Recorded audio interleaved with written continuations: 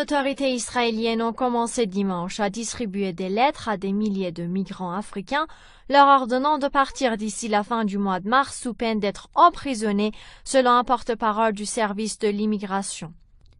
Le Premier ministre israélien Benjamin Netanyahou a annoncé début janvier la mise en place d'un plan de départ d'environ 38 000 immigrés clandestins, principalement des Érythréens et des Soudanais.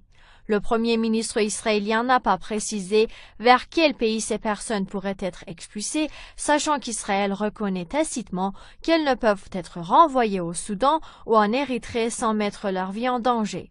L'Ouganda et le Rwanda ont été cités par des sources israéliennes. Mais le choix du Rwanda est-il un hasard?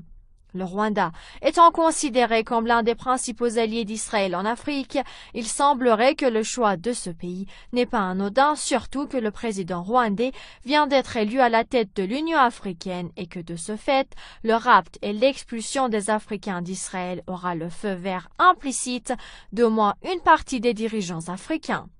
Mais ce n'est pas tout. Certaines sources affirment qu'Israël n'est pas du tout insensible aux énormes intérêts tirés du trafic d'armes dans les pays de cette région, notamment en RDC, cible ces derniers temps des tentatives de déstabilisation récurrentes des Occidentaux. Selon l'ONU, le régime israélien se trouve à la tête d'un réseau de trafic d'armes à destination du Soudan du Sud qui en dépasserait les frontières pour affecter la Centrafrique et le Congo.